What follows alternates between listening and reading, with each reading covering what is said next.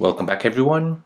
In this video, I'll show you how to access your Google Password Manager on your Google Chrome browser. So on your Google Chrome browser, you have a password manager, which basically saves all your passwords, which you use on an everyday basis onto websites. So let me show you how to access that. So first, you want to go ahead and open up your Google Chrome browser. Next, you want to make sure you're logged in. Now to access the Google Password Manager on your Google Chrome, go ahead and click on the three dots at the top right.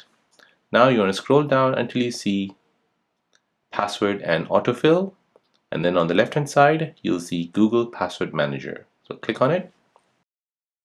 Now once you click on that, you'll open up a new tab, and here you'll see all the passwords to all the websites you have accessed. So if you want to see the password to a specific website, go ahead and click on it, and that'll show you the password. And there you go guys, that is how to access your Google Password Manager on your Google Chrome browser.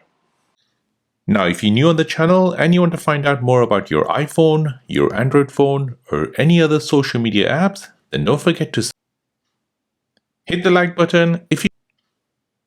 Thank you for watching, and